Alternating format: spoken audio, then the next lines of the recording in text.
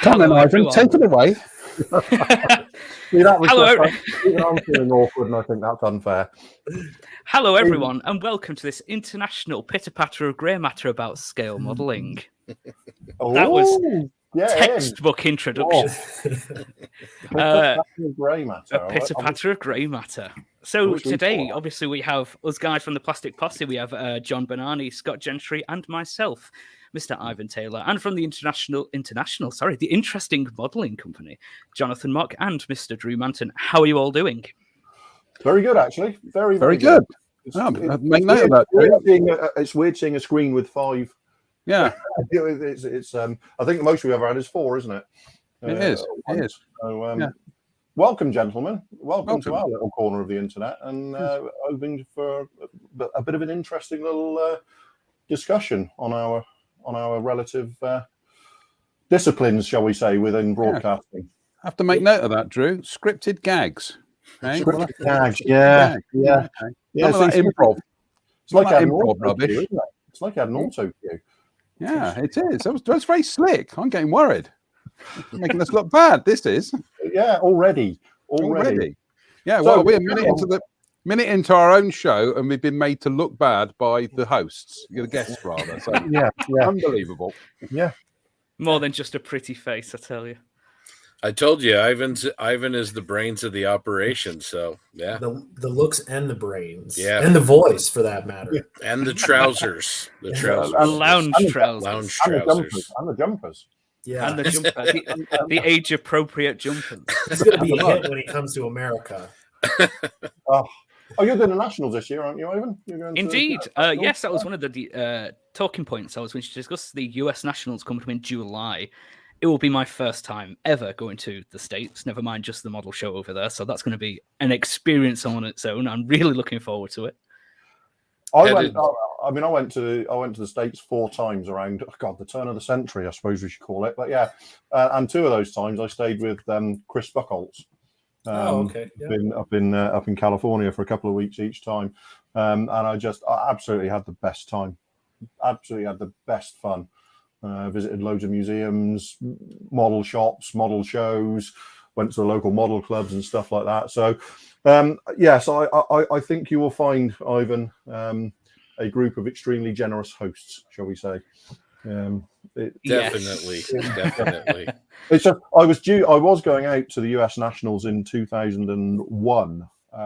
2002. I'd planned to go out to the US Nationals, and then 9/11 happened, and it just nothing.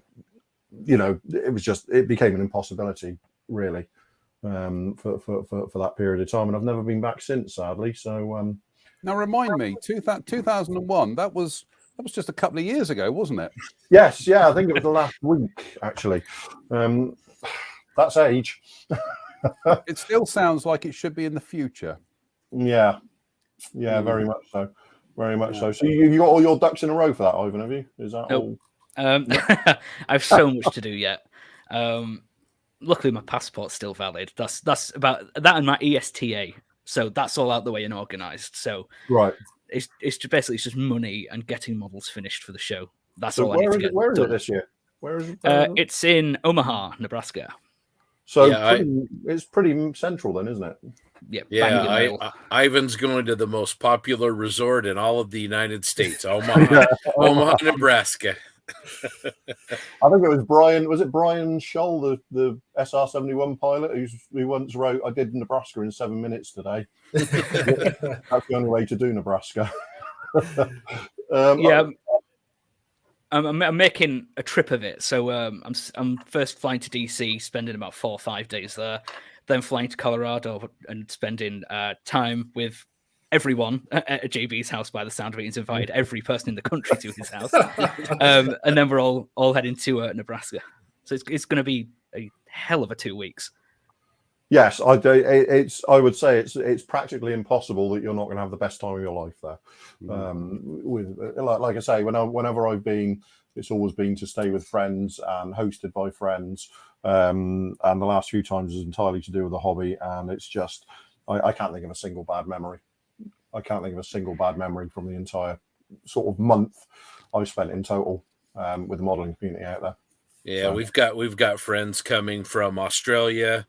You know, Dave and his crew from On the Bench are planning on coming up, and John, I think Sam Dwyer's coming, and Ivan's coming from the UK. So we plan on making a big deal out of it. It should be a blast. Well, let me just check my bank account. Oh, it would be great. Yeah, I must. I one year, the next couple of years, I'm going to get back out there for a week or two. And, well, fingers crossed. I'll just settle for being able to go to the nationals in this country this year with a bit of luck. Yes, I was about to bring up Telford because you guys didn't make 21, a much more stripped back, reduced show. Still a great one, but and I know me and John were talking earlier that hopefully 2022 can be a big scale model world, come back with a bang.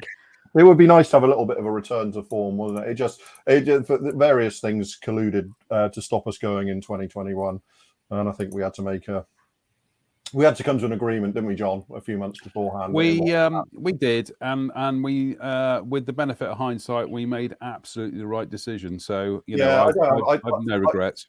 I regret not being able to get there, but I have no regrets about our reasons for not going, if you know what I mean. No.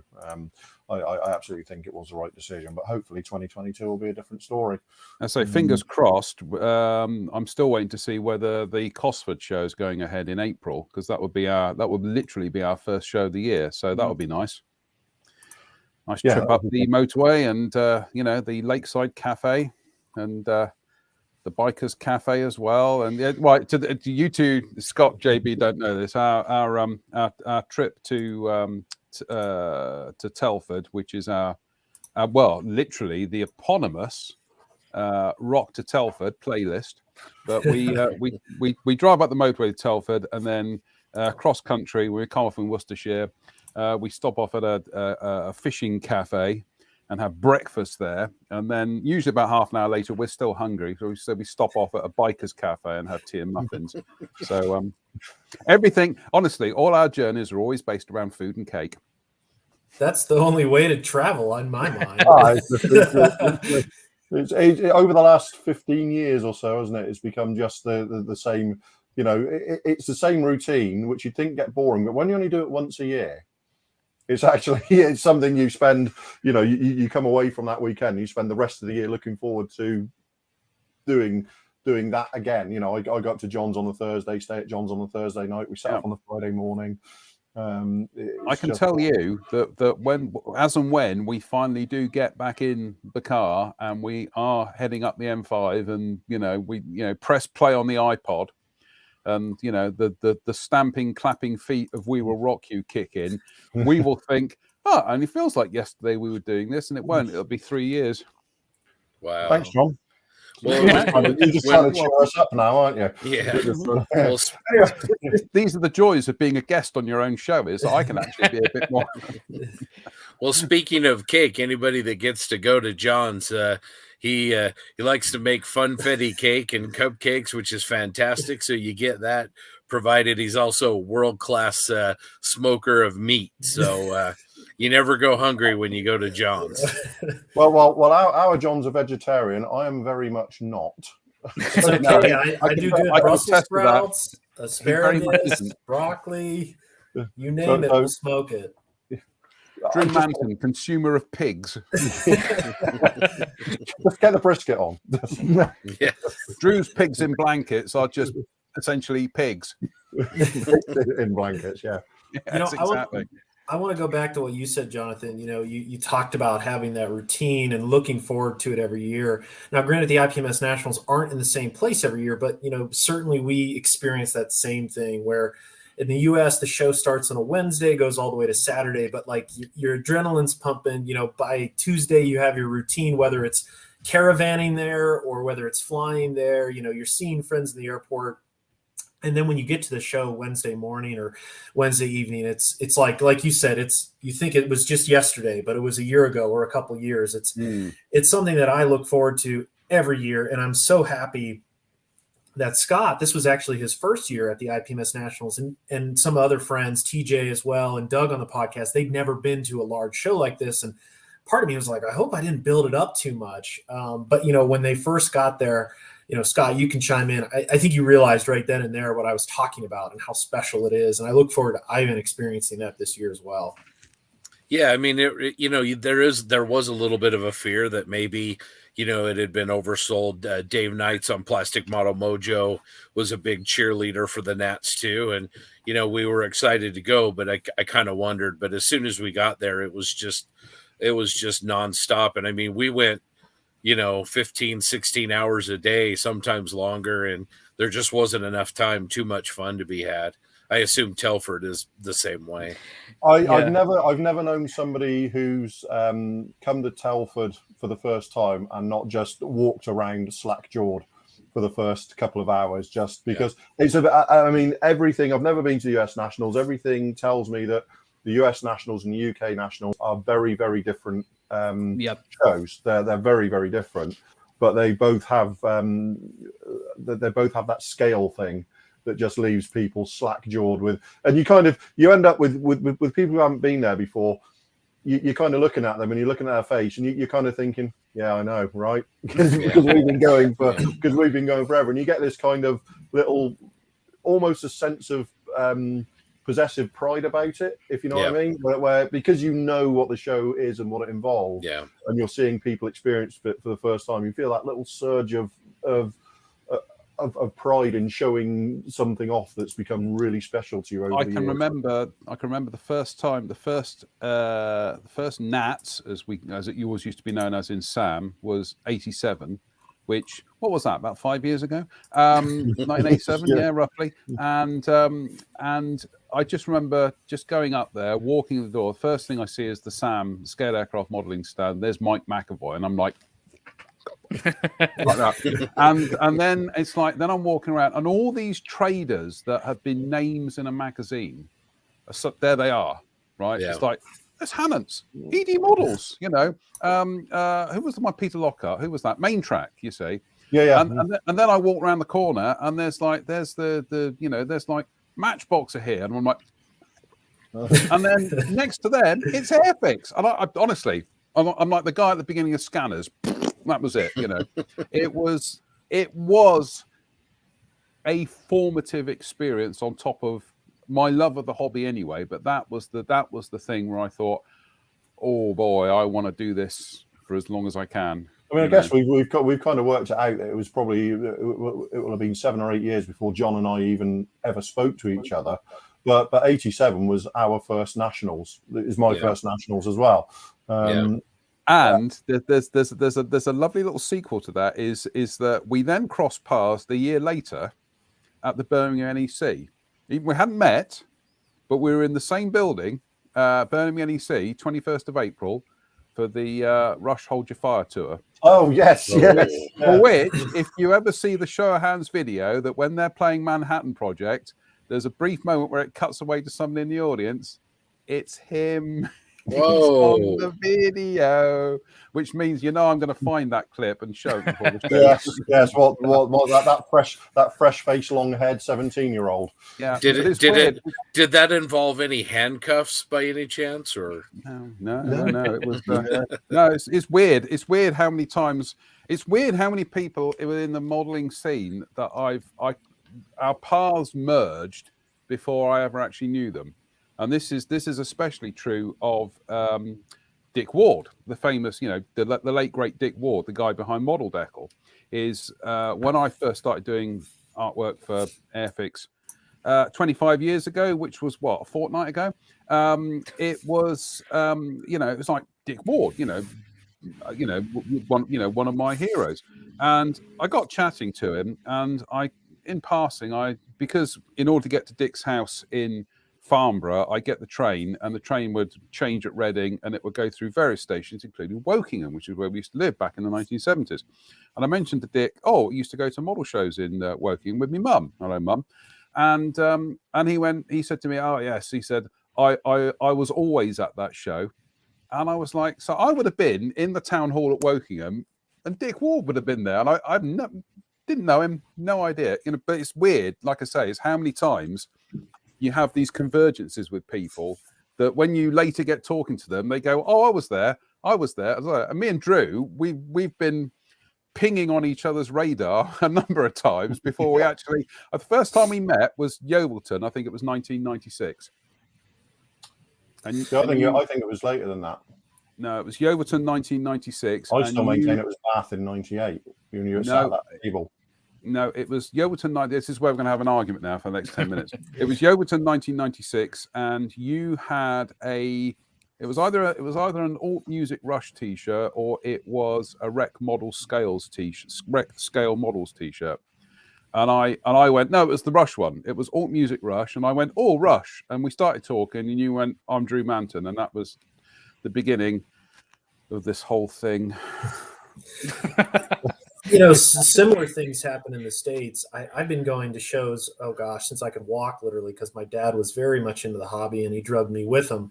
But back in the early 2000s, the advent of digital photography, one of the things I did when I was a teenager is I would go to shows and I would take several hundred photographs. And it's really cool now when I look back to shows. I started taking digital in 2003. I've talked with friends and they're like, oh, I was at that show. And there's been instances where I'm like, well, here's my album. Look, see if anything's there. And they're like, oh my gosh, I built this then. It's just like you said, Jonathan, there are moments where you become friends with someone where you've certainly crossed paths before. And It's really cool to connect over those little things.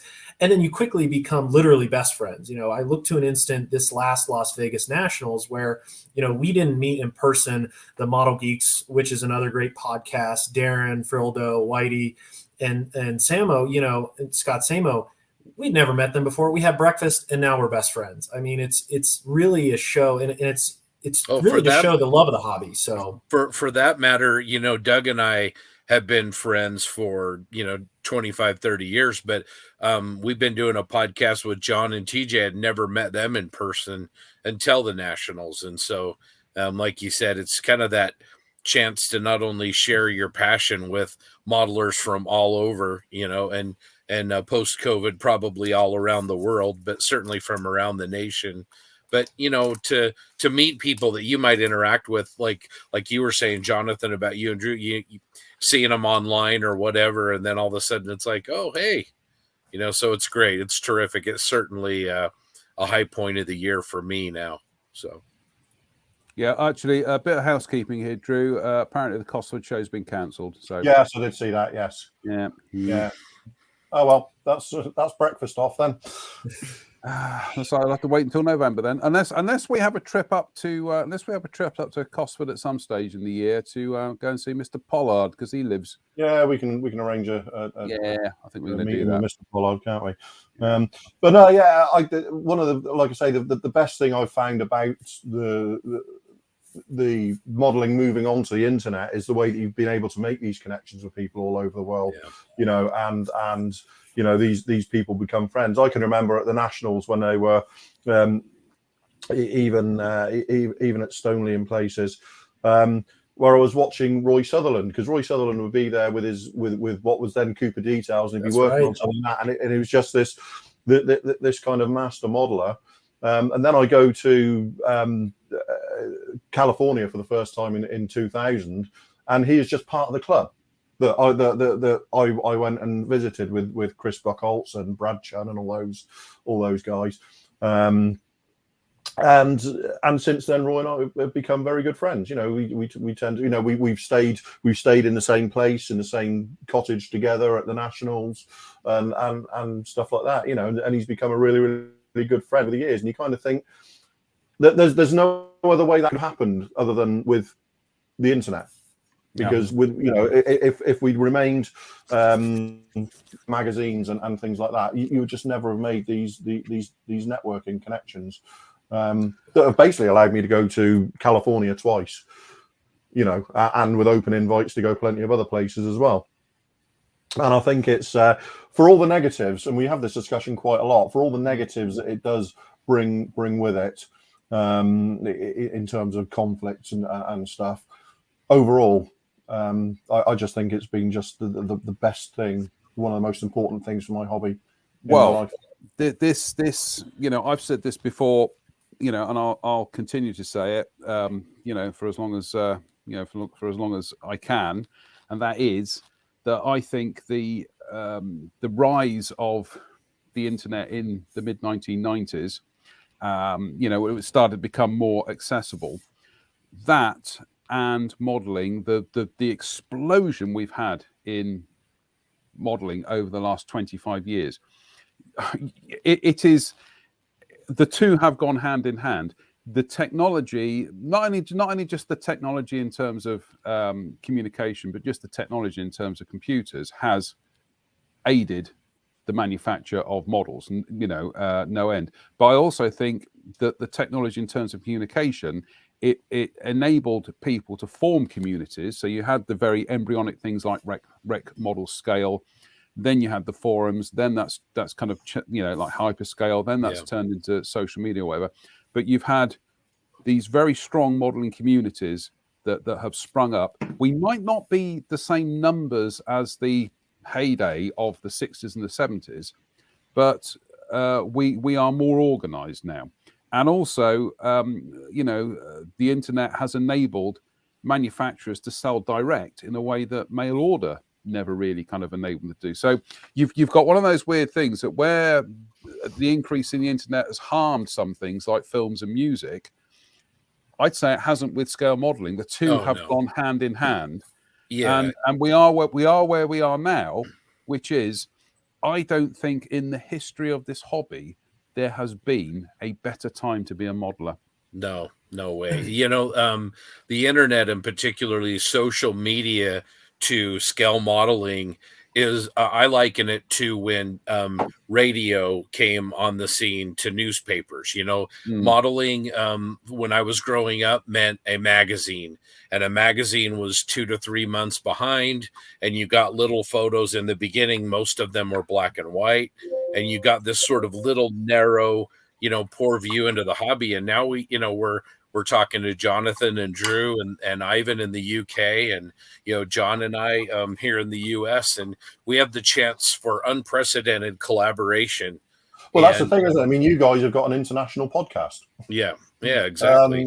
I was just thinking, we've got north, south, west. If we could have got Pavel on, we could have had east as well. We could have had all four corners of the earth.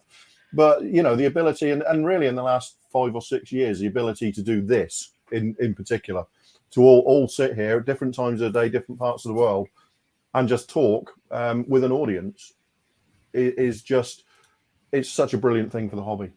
It's such and YouTube as well. I mean, you look at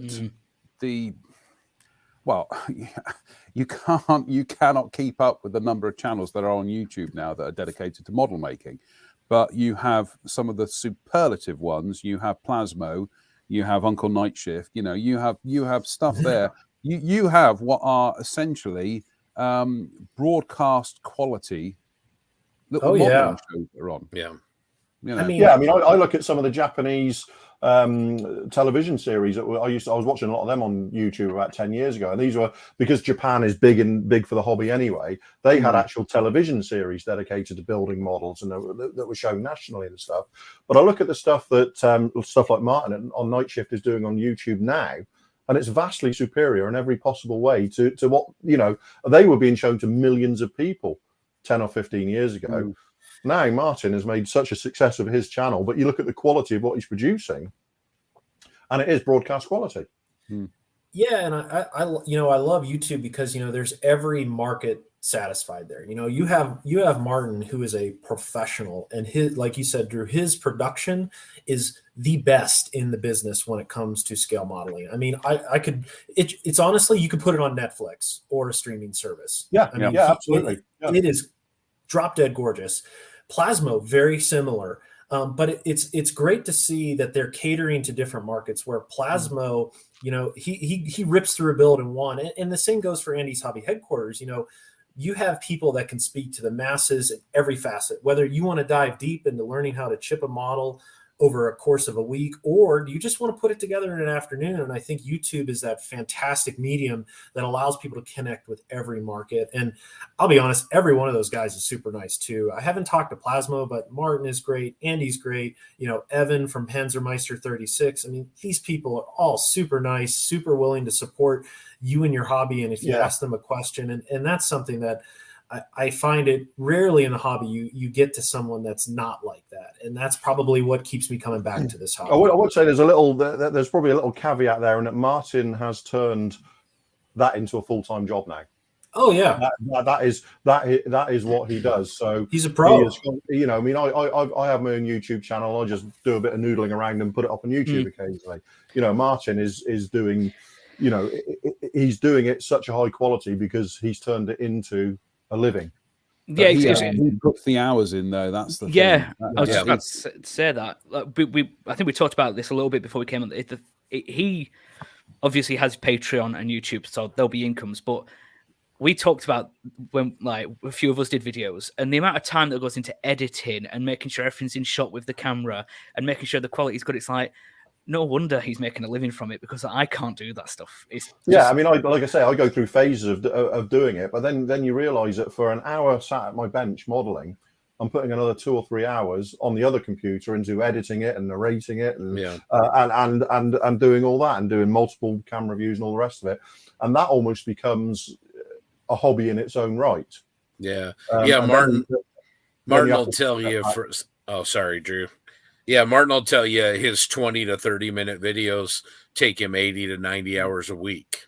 So I mean, this is the thing, is that his YouTube channel is a full-time job. He's doing a full week's work to give 30, sometimes 15 to 20 minutes of video a week. It's taking him 40 hours or whatever, however many hours he puts into it, plus the Patreon stuff on top of that. But that said, I think he's done it exactly the right way, because all of the core content that Martin produces is available for free. Yeah, he is making money from the endorsements and the Patreon and stuff, which are bringing extra content to those that want it and are prepared to pay for it. But if you're not, the core of it is still all free and available. Yeah, which is exactly the right way to do that sort of thing. Yeah, he is one of those one in a generation bits of raw talent. Yeah, he kind of says, this is my first try at figure painting, and I'm just like,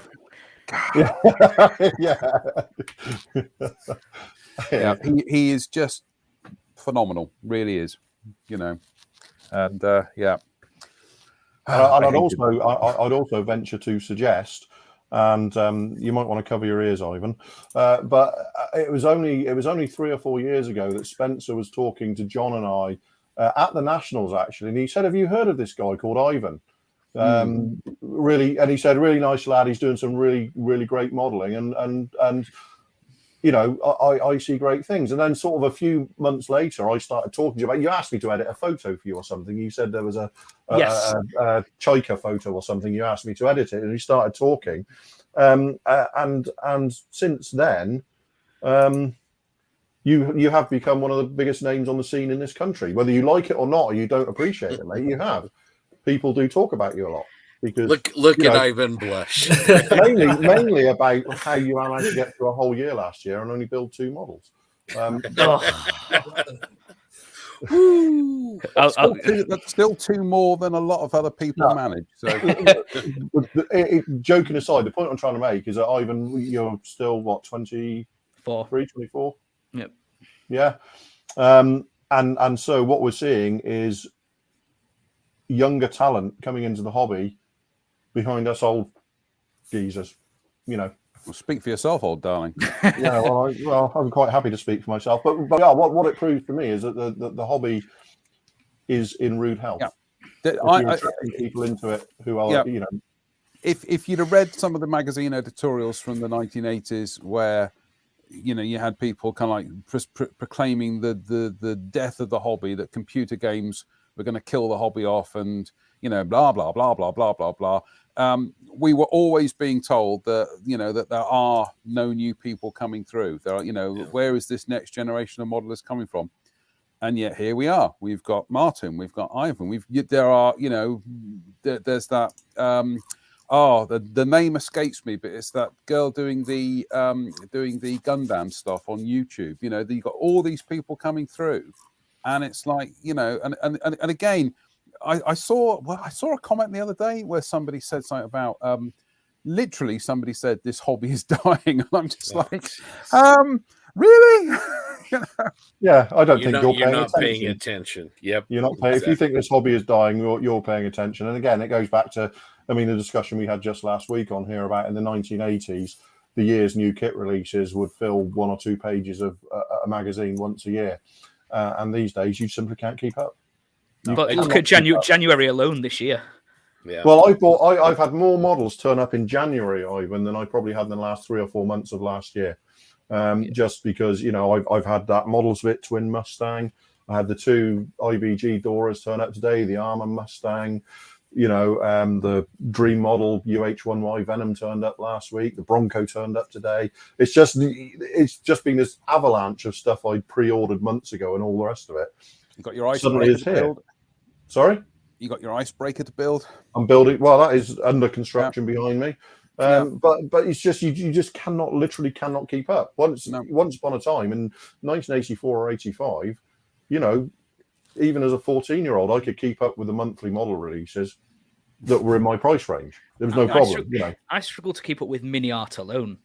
Yeah, whatever they release, I try and get. Art, quite frankly. But the other thing is, people said video games would be the death of the hobby. I've played video games since I was 13 years old, and I know Ivan still does, and I still do. So that was the comment. That was the comment. Somebody said something to the effect that that they said something about that they're not convinced there's a future to this hobby because kids today prefer to play video games. And I'm just thinking to myself, God, I heard that in 2000, I heard that in 1990, I heard that in 1980. It's just like, here we are. And in fact, Mike Williams has just said, my son has proved that youngsters are still up and coming. Yeah, they are. The thing is, we as enthusiasts, it's very easy for us to kind of like view the world through our own reflection, you see. Yeah. But the thing about this hobby is that I hate to, we're half an hour in, I hate to have to start using Rush metaphors already, but literally we exist in a rock pool, you see. Meanwhile, there is a whole ocean of people out there, of modelers who some wash up on the tide and engage with the hobby, and then the tide goes out and some of them are taken away because it's not for them, but some remain. And those that remain become the ones who stick with it, you see. But that ocean of people who engage with the hobby, sometimes only once, sometimes a couple of times, it's so huge that's where the numbers come from. That's how our little rock pools keep getting filled up again all the time, you see. So, it's... Yeah, it is just a phenomenal time to be in this hobby, and we jokingly say, if you're a modeler now and you can't find anything to build and you're unhappy, you might be in the wrong hobby. We say that jokingly, but actually, there's a smidgen of truth. There's more than a bit of truth to it, isn't there? Yeah. Sad as it is, lockdown has been great for the hobby. Yeah. Lockdown is you talk to the manufacturers and lockdown has, they haven't been able to keep up with the demands of people coming into the hobby. And if only 10% of those carry on with the hobby in some form or another, that's another huge influx of new people into the hobby. There's just no way this hobby is going anywhere Yeah, and the video game argument has been there forever. I mean, I've been entering nationals since the early 2000s, but right now I have this on my bench. It is a Object 279E straight from the World of Tanks game. Yeah. And I was going to say, is that War Thunder or World of Tanks? World of Tanks. They have it in World War Thunder too, but it's a 3D. And again, it also shows how the hobby has evolved. I mean, this is a completely 3D printed model outside of any traditional type of manufacturing. So it's really incredible, like you said, where we've come. And also, Jonathan, I also agree 100% with your comment concerning the ocean. There's a reason my name is Closet Modeler, because there's a lot of closet modelers out there. There are a lot of people that are building models that don't engage with the hobby. They go to the store or they buy from online, and it's very solitary. And that's great. They are enjoying it. It gives them what they need. I'll use an example. I lived in a development back in Pennsylvania, and I went to a holiday Christmas party for the development. And I had a ugly a jumper I bought from the Imperial War Museum that had Spitfires on it. And I was at an event, and this lady came up and said, "Oh, you like airplanes? My husband likes airplanes." And we start talking, and this guy has a collection of models and books that rivals mine. I mean, we're talking, hundreds of kits, hundreds of books, and buying everything from AK, ammo, Vallejo. So and again, he's never engaged with the group before. And he's, "Oh yeah, I just do it in my basement. It's cool." It's really great to know you now. So, but it's just shocking that, there are people out there that they love it in their own way. And that's totally cool. And that's where I don't think, again, I look a lot of ways in the hobby as a business as well. The hobby, if it was dying, there wouldn't be this much stuff coming out. I'm sorry, economics 101. Yeah, absolutely. Yeah, that's what it comes back to every time, isn't it? Yeah. If the hobby was dying, I wouldn't be in a position where I struggle to keep up on a month-by-month basis with new releases. Where you're having to, control your shopping cart. Yeah. Because I just don't bother anymore. Yeah, I know you don't. Ivan, we live vicariously through Ivan, who just regularly posts huge piles of models that turned up this morning. Ivan is single-handedly propping up the British economy at the moment. So I'm doing my bit. He will do. But the thing is what JB was saying there is that we've been joined by another guest now. So obviously, unbelievable. Is that you've got people who come into this hobby. They probably don't use airbrushes. They probably perhaps build, one or two kits a year or two or three kits a year. They've never been to a model show. They've never heard of the IPMS. They don't buy any of the magazines. They don't go onto the forums. They don't go onto social media. But they are numbered. They are the big numbers. They are the big numbers. And like I say, it's very easy for us as enthusiasts to look at our own reflection and think, this is what the whole hobby is like. Genuinely isn't, and and I've worked, I've worked in the industry for over 30 years. And there's always that thing is that there's this weird disconnect of how the industry works and how modelers think it works, and they are two completely different things. Yeah, really we did an interview with one of our audience members. We call them Modelers Minutes. They're great. And we talked to a gentleman from the UK. His name is Rick Lewis, and he doesn't do YouTube, doesn't do Facebook, doesn't do Instagram. He came across the podcast via a recommendation from his podcast provider, and he loves it, but he isn't a part of Jonathan, to speak to what you're saying. He's not a part of the kind of more social part of it, but he loves it, and it was great to talk to him. But yeah, there's a lot of people like that out there. But does he have no desire to be a part? Yeah. Lost JB for a second there, but we'll get him back. If he has no desire to be a part of it, that's great, isn't it? And if he does want to be a bigger part of it, it's out there waiting for him. Yeah. And there is a part of me that sometimes thinks to myself, what was I a happier modeler when it was just me, the radio, and I wasn't sharing my work with anybody? I was just sat here building for myself, and that was it. Whereas these days, I think we all probably do this. We are all kind of like, we're almost kind of like building models live, aren't we? We build a bit, and then we take a photograph and we share it. And there's almost like no, not say privacy, but there's no everything. everything's being done in the glare of public domain. Public domain. Yeah, brilliantly. Yeah, exactly.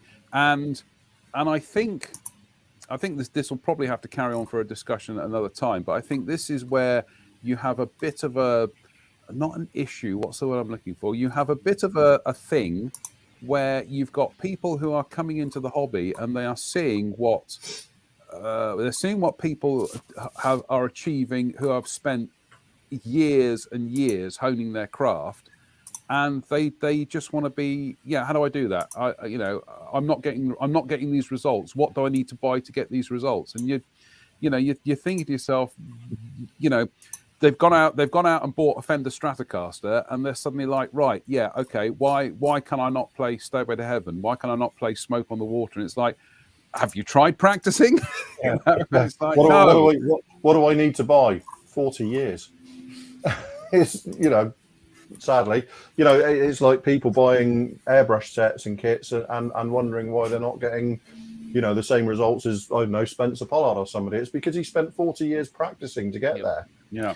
That's something we talk about all the time. John is really, really great talking about, he calls them slammer builds, but it could be a 48-hour group build for Models for Heroes for charity, but taking the time from these builds, and there's nothing wrong with putting all of your love and passion into a project and really trying to make a masterpiece. But I think there's also a lot of value in just taking the time sometimes just to build a model like we did as kids, just to slam one out in a week to remind us that, that's how we did it. And that's what made us fall in love with this hobby. And they don't always have to be, Telford's award winner, level builds. They can just be, for the enjoyment of it. I have sat down before now, and not very long ago, with a simpler model and a pot of glue and a pair of scissors, and built it without any paint, without any, just slammed it together in an hour, and then it went in the bin, because it's not representative of what I do, but it was relaxation in its own right to just sit there and just slam a model together in an hour. You're never going to show it off anywhere, because that's not what it's about. Yeah, this is one of the things that I've enjoyed kind of like in the last 10 years or so, is being able to go back to, Matchbox. I love Matchbox. I still contend they are the greatest kit company ever, with a semi-serious straight face. But going back to some of their stuff and being able to build it as I wished I could have built it when I was a kid. But the thing about those Matchbox builds is they're all straight from the box. And to be honest with you, I'm not blind to it. Matchbox, they made very good kits. Sometimes they didn't make very good replicas, or they could be a little bit on the clunky side, or they could be a bit crude. I don't care about that. I just want to sit down and build something. One of my favourite builds in the last, and we will allow builders a verb before Dave Fleming starts hitting the button there. One of the modeling projects that I've enjoyed most in the last 12 years was I picked up the Revell reissue of the Matchbox T2 Buckeye, built it straight from the box. It's a horrible kit. It really it's nasty, but it's one of my favorite models because I just built it, painted it, glued it, painted it, deckled it. That was it. We'll use Spencer as a great example. Look at his legacy book. I mean, I have a copy of it. I mean, it really goes back to the roots of scale modeling and the purest form of it, and taking old kits that were, straightforward and just having fun telling that story. And I've done it before with old Tamiya kits, and I still have more. And by the way, I can't wait for a second edition, but like that book is exactly what we're talking about. And it's just a joy to read and to understand, what brings joy to a hobby. And I completely, and going back to the Matchbox, Jonathan, my dad had loads of them in the basement. I just remember those were the kits where all the parts were different colors. And then the 72nd scale armor, I love those as well, because you got a little diorama base with them.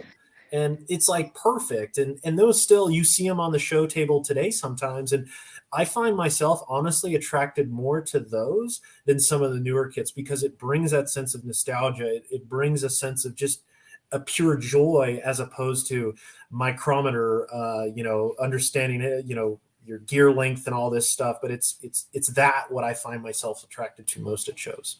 Yeah, no, absolutely. And I mean, I will be Lordy, on top of my already bulging dance card here, one of the things I will be going back to revisit this year is I've got several boxings of the Matchbox Hawker Fury, including some Revell boxings, because it was 50 years ago that kit came out.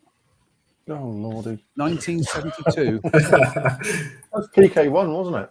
PK1, yeah. PK1, and it's, and I'm going to revisit it and do something with it, but yeah, I mean, my modeling tends to be my modeling because Drew, we have a very good relationship with, with manufacturers and things, and Drew and I are always banging things out for the hobby company, who are the distributors in the UK for Tamiya and Italeri. So we are, Drew will agree, we are very blessed to be in a position where we get the phone call and we're told, "Can you build this?"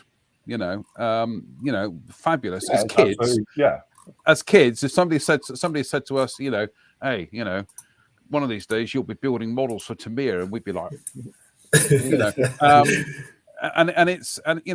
so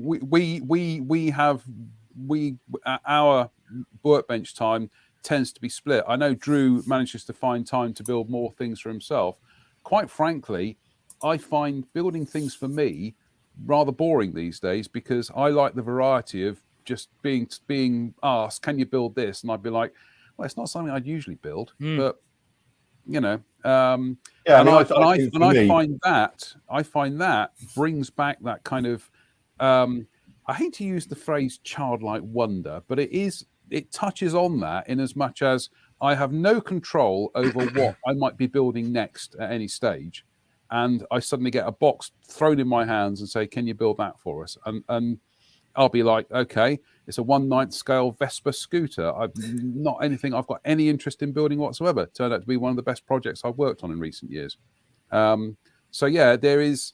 I think it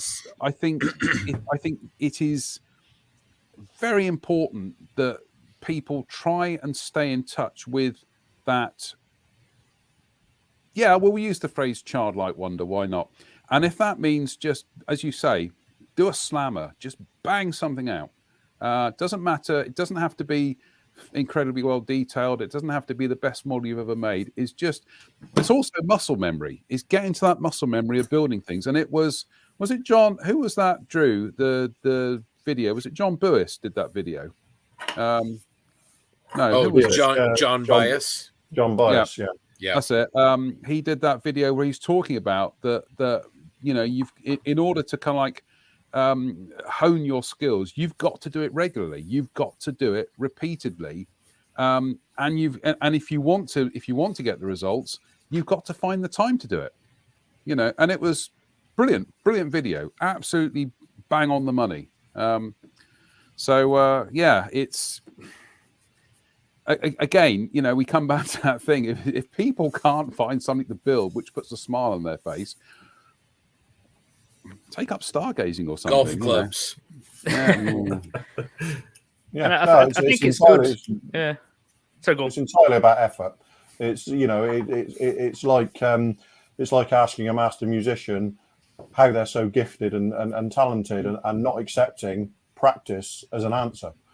Well, I'm glad you asked. When the musician says, "Yeah, I practice every day for 8 hours. Yeah, I've done that every day for 15 years, and that's why I'm a good cellist or guitarist or whatever." And people are just unable to see that because they think it's down to an innate talent. It's the fuzzbox that's doing all the heavy lifting. Well, not just that, but they just think that to be that good at something, you have to have an innate. It's just, they're a natural genius at it. No, I practiced for, I practiced for however many decades at it. Yeah. It's like saying to someone like Floor Jansen that she's one of the world's best vocalists because she's got a naturally great voice. No, she's been taught how to use what she's got. Practice brings out natural talent, I think is a good way of putting that. is, some people can practice and practice and practice, and they, they'll achieve a certain level. The people who hit the real heights, it is a genuinely natural talent, but it's the practice that gets them there. But you never get to that height of a discipline without the practice. Exactly. So we're just going to call up a comment here. Agree with Jonathan. I always like that line. And it says, just he doesn't hear it often, Bandai trench scene for a former commander of mine, also building an M4A1 alongside my PP M3, my brother-in-law, whose dad fought on them in Italy with the 701st Tank Brigade. Much enjoyment comes from building with a purpose. Yeah, well, there you go. Thanks for that, Sean. That is... hey, Sean. That's awesome, that is. And I'll just have a quick look. Mark at Edinburgh Modelling Man Cave says Plasmo is never mentioned and he has done some wonderful work. I tell you what, Mark, we mentioned him here tonight, didn't we? He has been one that's been mentioned repeatedly. Yeah. Anyway, sorry, Ivan, I'm taking over your show tonight. No, that's all. I was going to say it is nice, like you say, when a magazine or a company says, "Can you build this?" and it's something you'd never do. Marcus sent me that Taka Merkava to build. Never a tank I had any intention of enjoying because I don't like it. I think it's quite ugly, not my style at all. Built it in 2 days, fell in love with it. Absolutely love it. It's such a beast of a tank. It looks cool, and as well as not forgetting to photograph it, so it's going to be a magazine piece. Because it was done in such a quick time, it's made me really feel the buzz for building again. So if you feel, because I was for quite a few months now, I've been feeling like, I can't really be bothered. I'm just in here for the sake of being in here. Slap that out in 2 days, and it's like, I love it. What else can I build? So just that weird little thing that maybe might not be your cup of tea can sometimes just be the thing that reignites the sparkle. Yeah, reignites the fire. Yeah, absolutely. I mean, I tend to think of, for me, what I build generally is still a reflection of my love of the subject matter. So unless something piques my interest for whatever reason, I've got some kind of, I like commercial shipping for some reason more than I like warships. So that icebreaker is kind of like on the cusp of commercial shipping, service shipping. So it really, really piqued my interest. I really wanted to do it. But, whereas John loved doing his Vespa, I've tried in the last few years to build some cars here and there, and it just doesn't, the fact that it's something different isn't igniting any kind of fire in me to build it. I still have to return to my core interests in the subject matter, which would be armor and aircraft, to really enjoy a build for the most part. But it's a broad church, isn't it? Everybody's got different motivations for why they do what they do. I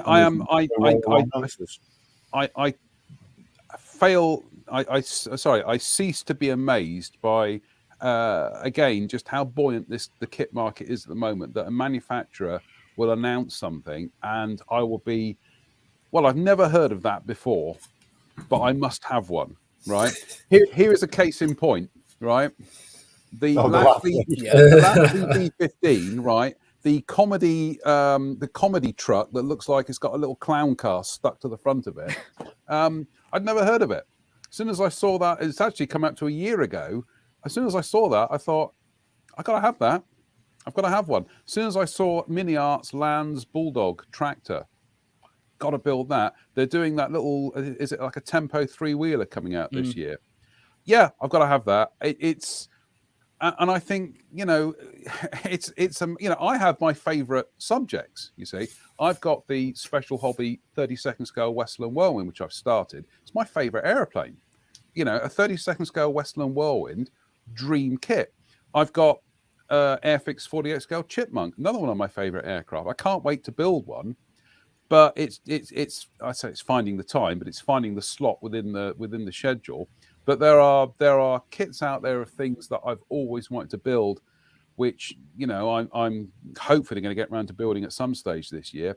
But those plans go out the window because somebody then announces, "Yeah, we're doing a little civilian 3-wheeler truck," and I'm like, "Yes, I'll have a slice of that, please." What I cannot kind of like emphasize. how brilliant this hobby is, and I'm going to be 55 this year. I know I don't look it. Just don't, you don't have to say that. And it's how it keeps throwing these surprises in that it, it keeps me, not so much motivated but enthused, but energized by just how buoyant things are at the moment. And this to some extent, this is why sometimes I can't understand the negativity that kind of like follows this hobby around, because it's like, come on, they're boxes of plastic, but this is awesome, and I don't get it. We always say you can find what you look for. There's a negative, people don't like Facebook. You can find negative if you want to, but you can find positive. It's the same thing in the hobby. You can turn something that we've all gotten just decades, except for Ivan, soon Ivan, of enjoyment and relaxation from, and you can make it bad if you want to. But look for the good, and you can find that too. And like you were saying earlier, there's never been more of a menu for anything that you want. And if ICM or Zvezda or Tamiya doesn't release a kit of it, you can buy the STL files and print your own. Well, I was going to say, that's a comment we've got came back earlier on. I think it was Rob Monfils, yeah. And he says, is 3D going to change things though? And I think, do you know what? I think Ivan, make a note of this. When we do another one of these, we'll talk about that at length, because I think that's something that's worth. I think that's going to take a longer discussion than what we've got left. But one of the things I will say, going back to that, what you're saying, Scott, is with some people, it's not so much that the glass is half empty or the glass is half full; it's they didn't want a glass in the first place. It's kind of, and ultimately you can't persuade or reason with that kind of attitude. So you just have to kind of let it go. And it's one of our kind of like stock in trade cliches on the Interesting Modeling Company. It's your workbench, your rules. And if people have got opinions on what you are building and telling you it's the wrong kit or this, that, and the other, it's what you want to build it. Yeah, I mean, I think the 3D printing is going to change the hobby, but I don't see it being negative. Oh, absolutely not. I know at least two of us here have one or more 3D printers. I don't know about you chaps, JB or Scott.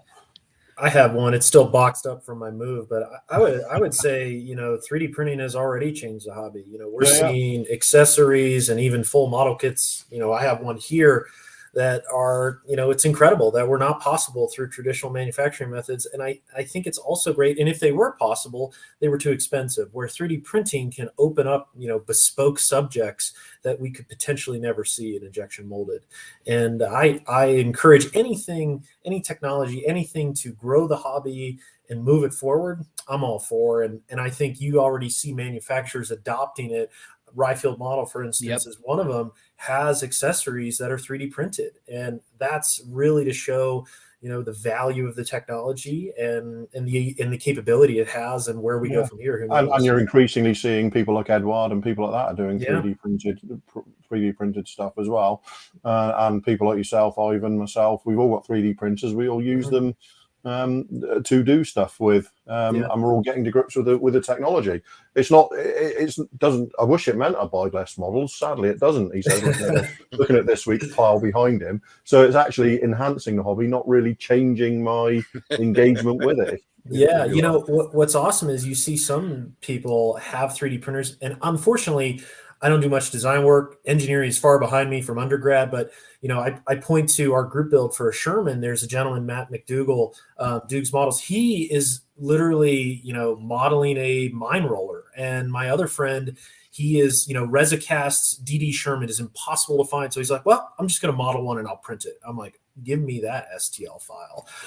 But that's the other cool part is even Martin's doing it, where he'll design a fuel can. And yeah, well, I'm doing it because it's fantastic. I use Fusion 360 weekly. You know, I'm still getting to grips with it, but for generating stuff that you can't get any other, and repeatability as well. Right. You know, scratch building. Do I want to sit down and scratch build 37 of something for a given model, or do I want to design it once and print it off in an hour? Well, it's a no-brainer. You printed all those roofing tiles, didn't you, Ivan? I did, yeah. For the yes, it was. Luckily, it was the file that Martin put on his Patreon. Yeah, did a tray of them, and I've got still a glass jar filled with them. Yeah.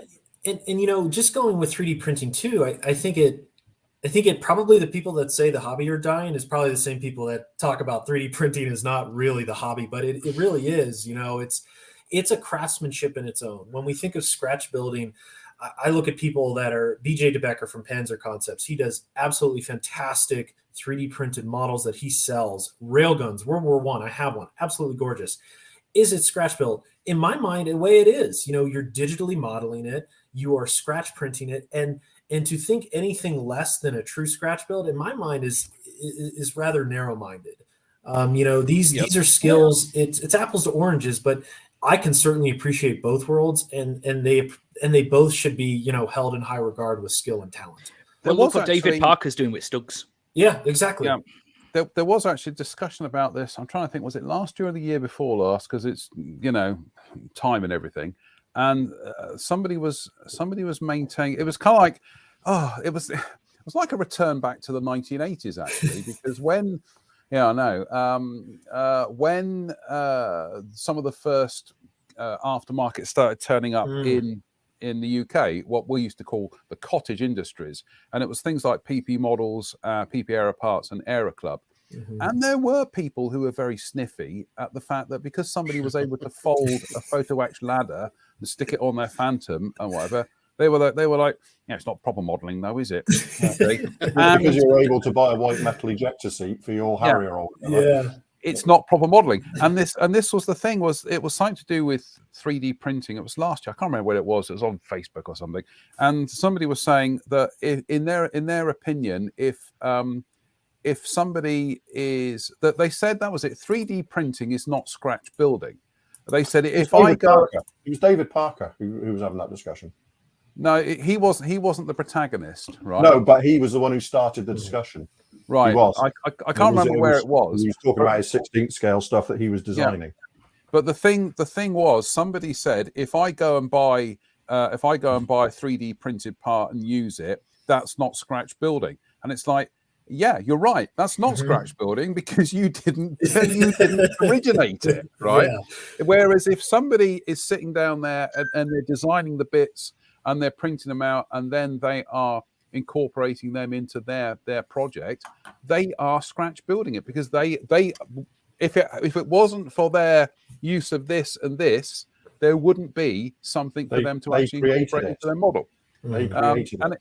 Yeah, I know, and it honestly, it went round in circles. I'm getting a headache thinking about it now, and it just, it came back to that thing that yes, but if I use it, it's not scratch building. Congratulations, it isn't. Well done for realizing that, but to me, it's no different to, to me, it's no different to the resin kits that started coming out in the 80s. You see, this is just the way 3D printing is going at the moment. This is a natural progression of how we started having the Checkmaster kits, they were called, weren't they, Drew?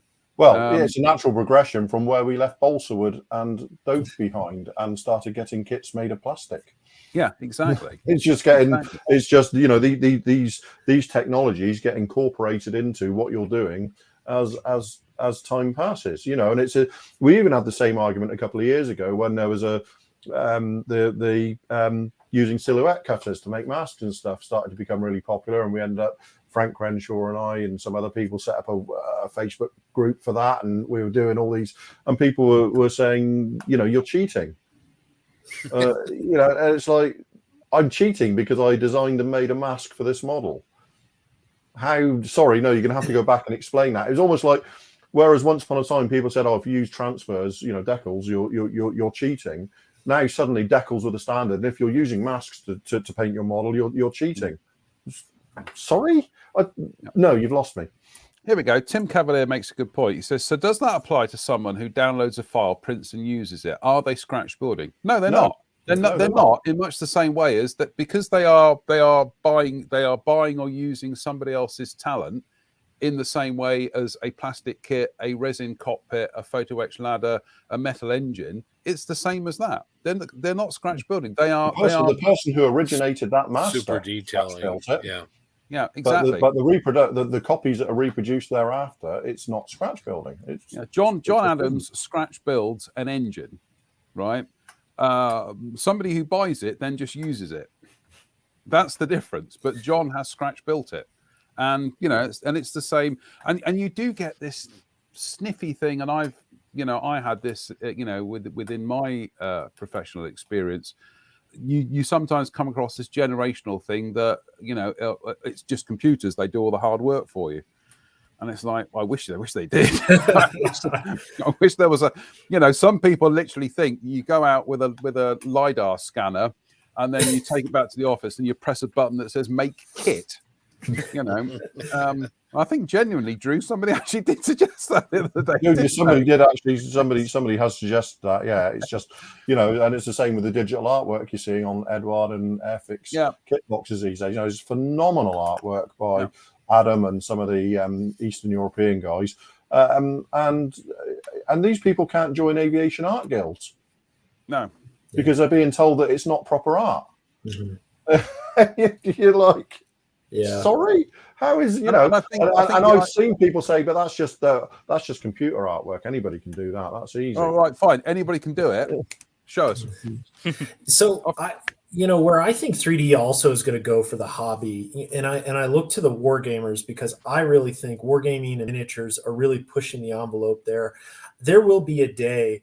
And it's already here practically, where we will just buy STLs, and that's everything down to figures. I love this one site for wargaming. You can go there, you can choose different poses, you can create your own digital figure from kind of pre-selected catalog of torso and arms and weaponry, and then at the end of it, you have your unique avatar, and you can click, I want that STL. I think someday we will see the cottage industry for 3D printing evolve more into a digital world. And one of the things that might be difficult is always, the protection of that IP. But you can see it already where STLs are being sold, and I think that will become more apparent when people start, acquiring 3D printers. Because now I think you can get a 4K printer for under $300. I mean, it's absolutely insane how cheap they're getting. Yeah, I mean, I think my last 4K, which was the Saturn I bought a few months ago, that's 4K, and that was about £400. But that's a big. That's a big bill plate. Yeah. My last 4K, my Sonic Mini 4K, was about £300. Yeah. And they're gorgeous. But they're just going to become. Everybody's going to have one for whatever reason in their house. People, it will be like Star Trek with a replicator. You are going to have one. It would be like printers and scanners. I remember.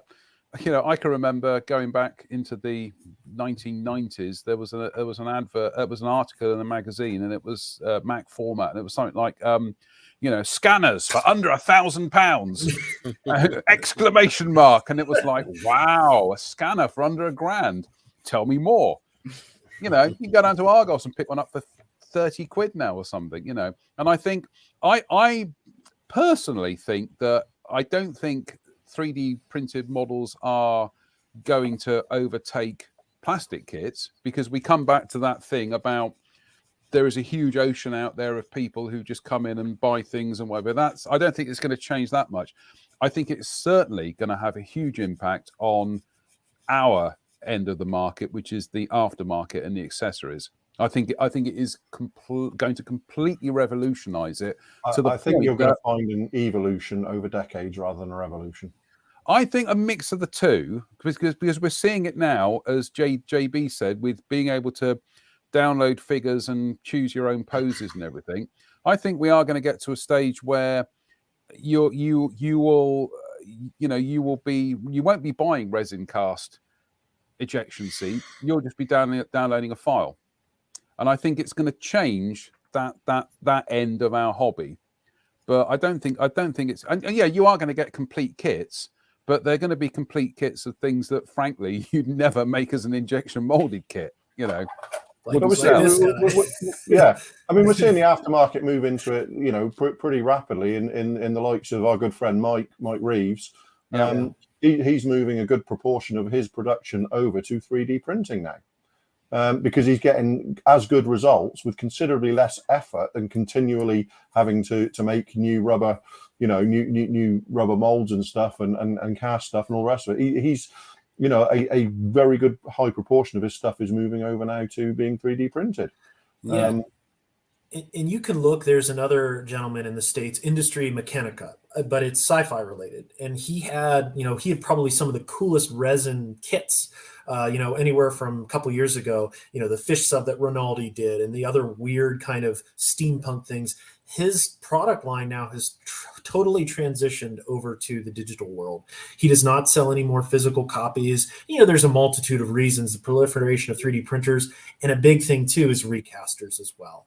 And those types of factors contributed to his decision. But Drew, going back to your statement, if anybody that's in the aftermarket business, you got to see the writing on the wall, and also the capabilities of the 3D printer to allow you to produce products that you might have never been able to produce through traditional mold making and manufacturing and masters. And it's man, every day there's something new. Like there was a company out of Hong Kong yesterday. They announced a RSO kit, which has stowage, track grousers, tracks themselves, all these different things, all 3D printed. And it's like, man, this is so dang cool. I need one. And I don't even have an RSO kit, but it's like these aftermarket manufacturers are influencing me to buy a kit.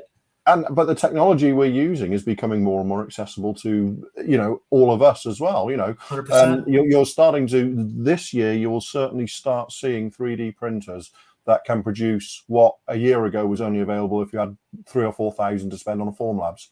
Yeah. You're starting to see the first 8K printers coming through. You're starting to see Anycubic have got the light projection one coming, haven't they? Yeah. Any month. So you're starting to see the technology really starting to ramp up in that. So the results I was getting 2 years ago when I got my first Anycubic photon, now the Saturn leaves it in the dust. And your Sonic 4Ks, I mean, that is high quality prints you're putting out, I bet. I mean, unbelievable. There's a whole discussion to be had around the Sonic 4K because I've been extremely disappointed with it. Really? Okay. For various reasons, which is worthy of discussion another time. The Saturn has been just absolutely brilliant. It's been it's a fantastic printer. The Sonic Mini 4K has been a profound disappointment in a lot of ways. Probably it would take too long. I think we're running over already, John, considerably. That's all right. No, so it's, you know what? After this, I'll connect you with Billy Jean. He works in Colorado, but I'm pretty sure he uses Sonics, and but yeah, it'd be really great to connect you with him. He's huge. Yeah, I think basically what it comes down to is after upgrading mine a couple of times and doing various assorted things to mine, I think at the end of the day, I got a Friday afternoon machine. I really do, because I've seen a lot of people get absolutely stellar results from their Sonic Mini 4Ks, and mine just has no stability whatsoever in the Z-axis. And I've upgraded it and done all sorts, and there's just no stability whatsoever. So you're not getting stellar results from the Saturn. There's irony for you. Hey, no, I am getting stellar results from the Saturn. All right. Okay. The Sonic Mini 4K is the issue. Okay. So yeah, it's been but I think that is my specific machine rather than the brand, if you know what I mean. I'm reluctant to blame the brand because I've seen enough results from that machine from other people to go, something's wrong with my machine. So the Saturn runs rings around it. Indeed. Yeah, very good. Yep. Very good. Okay. Yeah. A few more there, Ivan. Make notes. This is solid material. I got this out of Michael McIntyre's Skip. So it's quality comedy from John. Yes. Gentlemen, I'm afraid I'm going to have to do any other business. No, I don't believe so. No. Other than saying we need to do this again, obviously, an hour is much too short a time. Yep, I feel guilty for the fact that we have to we do have to terminate tonight because I've got another show to do in 15 minutes. But I got to say, we will be doing this again. Oh, yes. Yes, I definitely think so. We can shift the hours slightly one way or the other to make it more convenient for people, and not have any time constraints would be a fantastic afternoon or evenings chat. No, So it has yeah, been... I'm all in favour of it. Yeah, well, that's unanimous then. I got to say, JB, Scott, Ivan, the other one, the hairy one. Yeah, very good. Actually, before we go, just got to share a screen here. Chrome tab. Where we go? Oh Lord. Yeah, here we go. So Rush, 1980, 89. Here we go, and it goes along there, and they're playing along, and it's da da da da da, and everybody's happy. Oh, who's that smiling chap there? There he is. Look who it is. That's me, circa 1988. Unbelievable. Hilarious. How many times did you see him, Drew?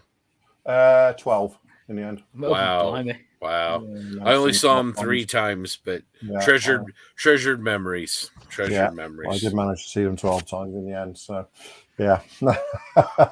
Soundtrack to alive. So actually, I'd actually met Drew, or I'd actually come across Drew before I actually met him, because I do remember sitting there watching the video and thinking this is great, and then my enjoyment was spoiled by this gurning fool turning to the camera, and I thought, well, that's it. I turned the VCR off. VCR, no, VCR, Ivan, was a format of.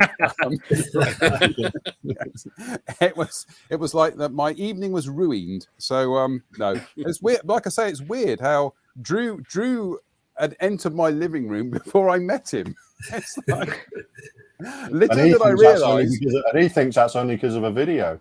Yeah, but he little did he realise that little did I realise that this face that was on the screen in front of me would soon be parked on the chair opposite, shouting at my television. So, but gentlemen, it has been a pleasure tonight. I'm sorry to everybody that we've not been able to read out all your comments because we have run out of time. We literally have run out of time, but we do appreciate we do appreciate your patronage this evening, and we'll be back Wednesday. You back Wednesday, Drew? Yes. Excellent. Yes. Right. Okie dokie. So until then, as always, stay safe, stay out of trouble. A big thank you to JB Scott and Ivan and Drew. We will see you back for our show on Wednesday. Can you pump somebody from the... Yeah, I am going to punt them. Yeah. Well, catch you later then. Bye for now. Thank you, Jen.